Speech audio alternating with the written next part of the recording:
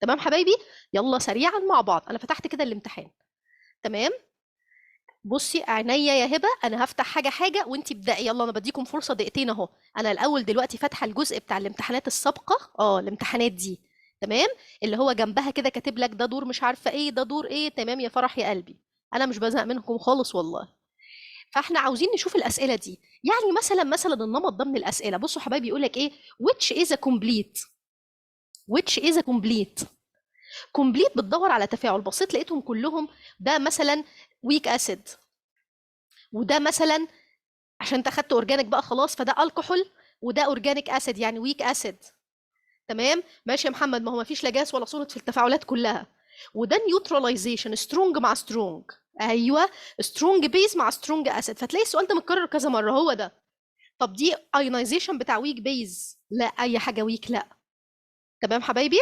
دي بيج كام؟ بصي يا فرح، 181. 181 دي اسئله امتحانات اللي جت. الامتحان الاكسبيرمنتال اللي هي الوزاره نزلته 2021، والامتحان الفعلي 2021. وبعدين السكند سيشن اللي هو الايه، امتحان الملاحق، وبعدين امتحان 22، وبعدين امتحان الملاحق بتاع 22. دي الاسئله بجد، احنا حافظين الاسئله دي لان احنا كنا بنراقب واحنا حافظينها. يعني مدرسين الكيمياء حافظين الاسئله بتاعت الامتحانات دي. يعني المعاصر مش بيكذب ولا بيألف، فاهمين ازاي؟ برضو سؤال تاني، برضو لازم يجي في كل واحد سؤال. ما احنا هنحلهم يا فرح بتاع كل اليونتات لما نبدأ مراجعة ان شاء الله. كومبليت رياكشن، وجايب برضو تفاعلات. اللي يقول لك عليه انكلوزد فيسل وكلهم جاس يبقى ده عادي incomplete. وده برضو كلهم gases incomplete. لكن ده فيه بريسبتيشن، شايفين تفاعل بريسبتيشن ده ايه؟ يبقى هو ايه؟ فاهمين حبايبي؟ يبقى ادي حاجه. يبقى زي ما محمد قال، لو جاس طالع لوحده يتيم في البرودكت، او سوليد طالع في البرودكت، يبقى ده كده ايه؟ كومبليت. او لو سترونج اسيد مع سترونج بيز، يبقى الفكره دي اتهرست خلاص، اتهرست. ما بقتش عاوزه ايه؟ هري كتير. برضو نفس الكلام يقول لك ايه؟ ولو كمان في اوبن كونتينر. لو اوبن كونتينر يبقى كومبليت، يبقى في حاجه بتهرب. طب all of the following are reversible except، برضو بيدور. يعني عاوز يقول لك ان السؤال ده بيجي في كل امتحان مره. كل امتحان مره. ده واحد من الاسئله الرسميه بتاعت يونت 3. فده هنا السنجل سبستيوشن عشان بيطلع جاز. شايفين دي؟ شايفين الجاز اللي بيطلع ده؟ برافو عليك محمد بابا، ده صوديوم ميتال اترمى في الهيدروكلوريك اسيد. بالظبط كده، ده الاسيديتي تيست، عمل سولت وطلع هيدروجين، وده مش كلوزد فيسل. وبعدين ده مش كله جاز يس رياكشن. تمام. فده كده ايه؟ هو التفاعل. تمام حبايبي، بص ده انكلوزد فيسل وكلهم فيب. يبقى ده كده واحد لازم ان شاء الله باذن الله هتلاقيه في امتحانك من النوع ده. مين اللي كومبليت، مين اللي مش كومبليت، الكلام ده. تمام جدا جدا. طيب يلا بقى نبدأ بقى نشوف ايه اللي كان عنده مشكلة في اي حاجة. هل تحبوا نفضل نفرهم كده ورا بعض، ولا تحبوا نشوف الأسئلة على طول اللي انتم مش عارفينها؟ question 9 و16 حاضر. نفرهم؟ محدش يا محمد قال نفرهم غيرك.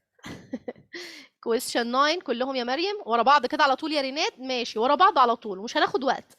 يعني الواحد بسرعة، إلا لو كان في واحد فيه مشكلة نقعد فيه شوية. Which of the following statement describe a chemical reaction at equilibrium state؟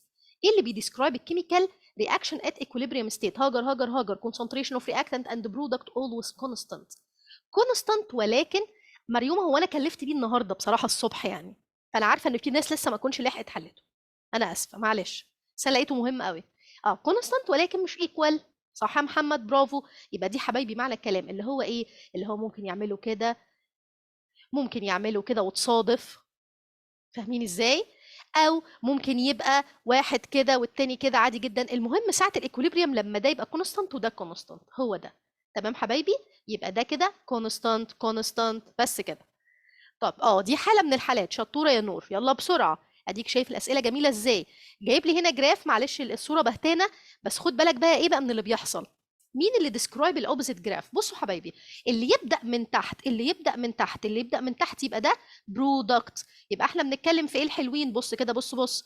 ده كده الدي لازم يكون برودكت، وده كده البي حبايبي لازم يكون برودكت. يبقى الاثنين دول لازم برودكت. محمد بيقول لك هنلغي اختيارين.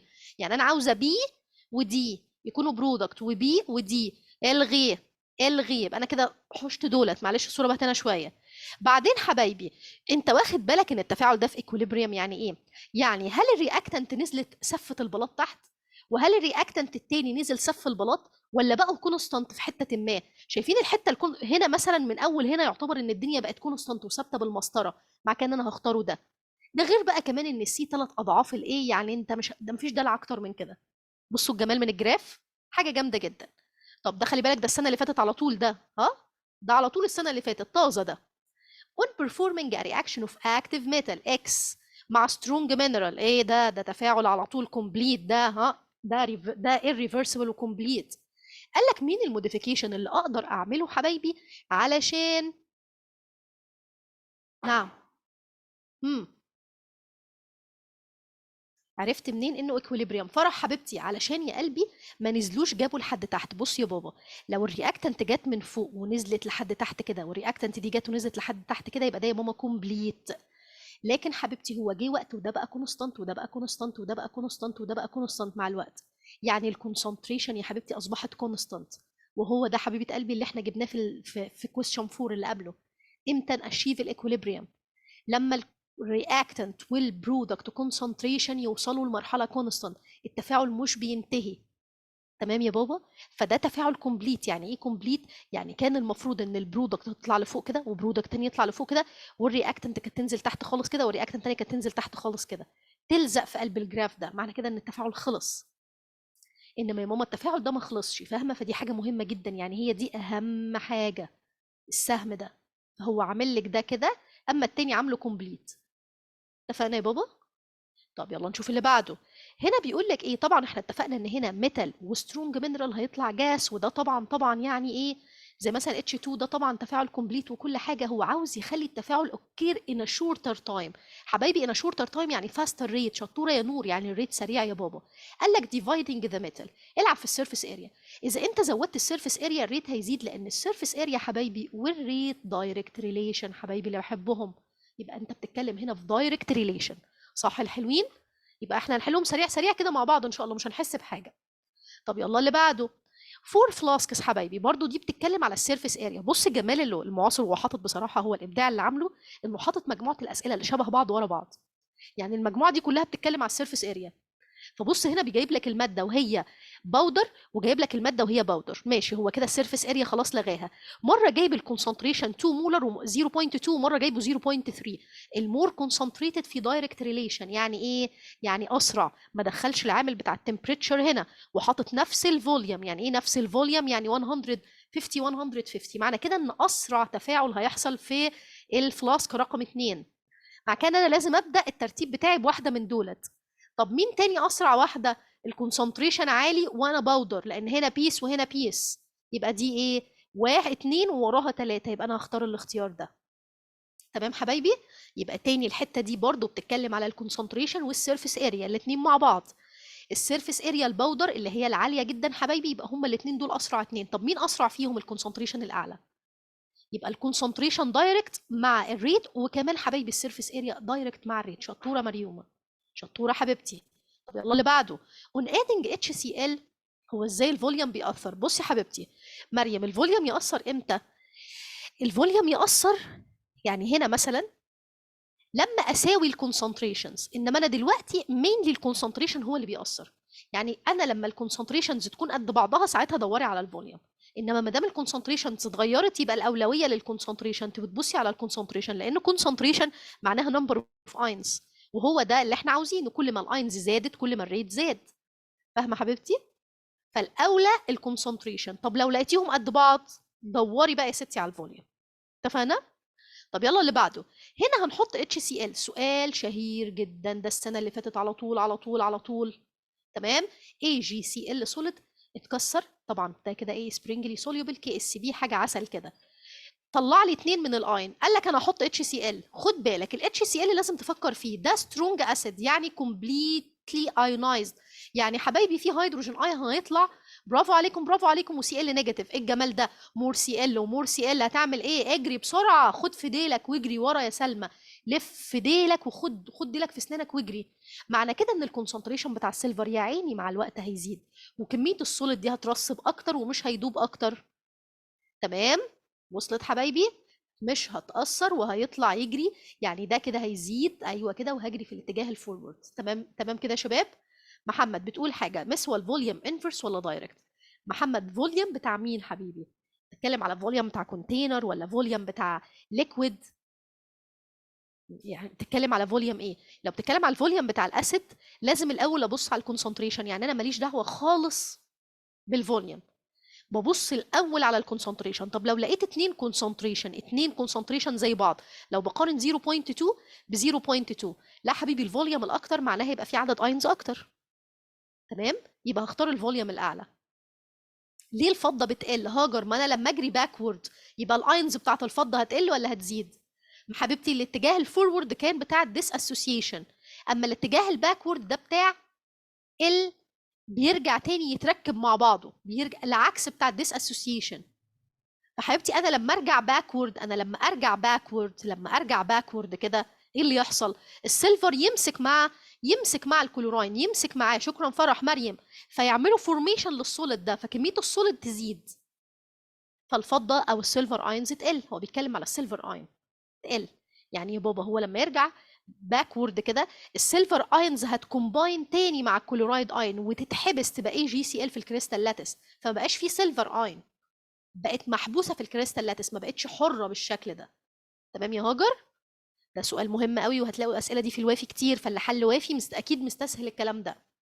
طب حبايبي ده تفاعل شهير جدا جدا جدا، وبيقول لي if you know the number of moles of، اعطيني ده وده وده ما شاء الله ورا بعض اهم، وبعدين بيقول لي and the volume of container 10 لتر. يعني ايه 10 لتر؟ يعني حجم الكونتينر 10. ما دام عطى حجم الكونتينر وعطى النمبر اوف مولز حبايبي، اقدر اجيب مولاريتي، مولز على الفوليوم على طول. طبعا اقدر يا مس مولز على الفوليوم بالليتر، دي اول حاجه.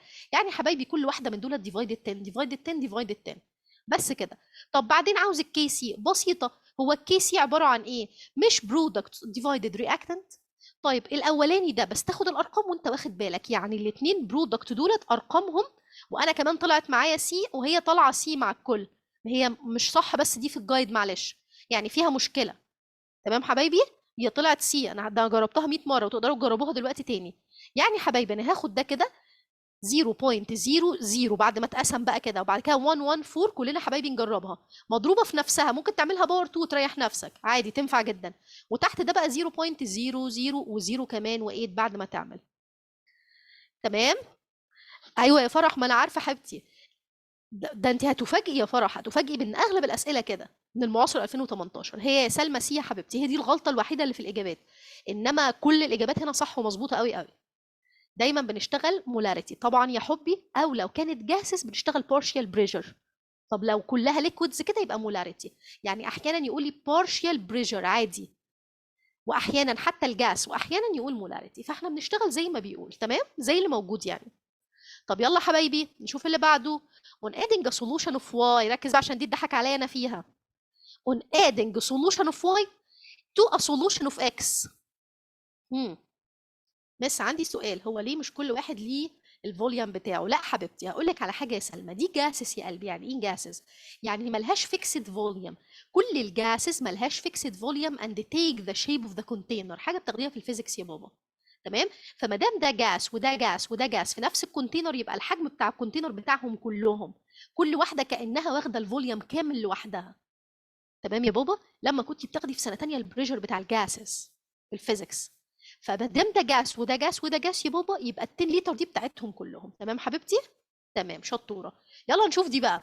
طبعا اتضحك عليا فيها ليه؟ انا ما خدتش بالي ان الاكس هي البيل كلر سولوشن، فما دام الاكس هي البيل كلر تبقى مين الاجابه الصح؟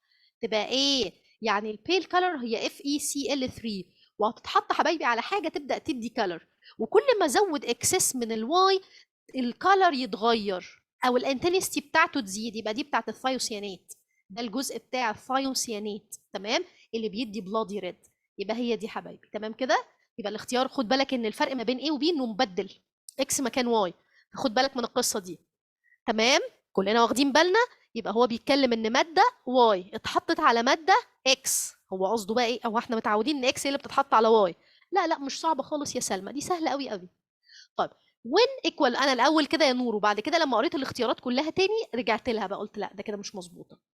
when equal concentration of hydrogen and A2 are mixed in the following equilibrium equation. بصوا الايكوليبريم equation العسل دي، اعطيني الاتش اي كونسنتريشن، ايه الجمال ده، اعطيني المولاريتي جاهزه، واعطيني الايكوليبريم كونستانت اللي هو الكي سي حبايبي. الكي سي اعطيها 40، واعطي الكونسنتريشن بتاع الاتش اي اللي هو انا اعملها باور 2. طب ودي ودي حبايبي خليها اي واحده، يعني دي كده ايكوال دي، لان ده 1 مول وده 1 مول اللي احنا بنقول عليها الاكس لو حابين، فهتبقى كانها باور 2. ولو انا عملت الروت بقى لده والروت لده تطلع الاجابه بمنتهى البساطه والسهوله. يبقى لا فيها بالظبط يا هاجر تعويض مباشر، ما فيهاش اي تحويلات، ما فيهاش اي حاجه. تمام، دي مساله اساسيه في الامتحان، اخواتها جايين من وراها اهو. هتلاقي دي كده 22 دي 21 لازم مساله. قول يا محمد. برضو هنا بيقول لك during preparation of ammonia لما تبقى الريشيو 1 يبقى قد بعض. ايوه يا هبه، لما تبقى الريشيو 1 يبقى قد بعض، الا حبيبتي في بعض المسائل. ايوه يا محمد، الا في بعض المسائل هتبص تلاقي ايه، يديلك واحده منهم ويطلب الثانيه. مسائل كده كانت سمجه كده في الوافي شويه، بس هنشوفها دلوقتي، وفي منهم مساله في المعاصر. انما غير كده يا بابا عشان الريشيو 1 to 1 فانا بتعامل معاها ان هي باور 2 كانها ايه واحد. لا ملناش دعوه يا محمد، ملناش دعوه خالص يا بابا. تمام. طب يلا نشوف ده. هنحضر الامونيا، معلش لازم تكتب الايكويشن وتخليك جدع كده علشان تسمع الكلام علشان تعرف تكتب الكي سي صح. انا هحضر الامونيا من الاليمنت، ادي الهيدروجين ادي النيتروجين ادي الامونيا، السهم رايح راجع، البالانس اهم حاجه في الدنيا. بعدين اعطيني الكي سي، شكرا جدا ليك، 3.7 ملتبلاي 10 باور نيجاتيف 4 كتبتها اهي. بعدين هحط الكونسنتريشن بتاع الامونيا، هو عاطي على فكره ايه، هو عاطي الهيدروجين وعاطي النيتروجين وبيسأل على الامونيا، يعني اللي فوق دي ما نعرفهاش، نسميها اي حاجه اللي هي دي اللي هي اصلا باور 2، وانا هجيب روت للباقي سهله جدا جدا. واحط الهيدروجين بس خليه باور 3 حبايبي اللي هو ده، يعني دي كده خليها باور 3، والنيتروجين زي ما هي اللي هي 0.5. كاني بضرب ده في ده، الناتج هيطلع بمنتهى السهوله من غير اي مشاكل يا محمد. بالظبط كده، دي مع دي على طول ناتج بمنتهى السهوله. تمام. كروس مالتيبليكيشن، اعمل روت للي هيطلع، وانت بتعملها في ثواني على الكالكوليتر هتطلع معاك. تمام حبايبي، برضو تعويض مباشر الحمد لله ما شاء الله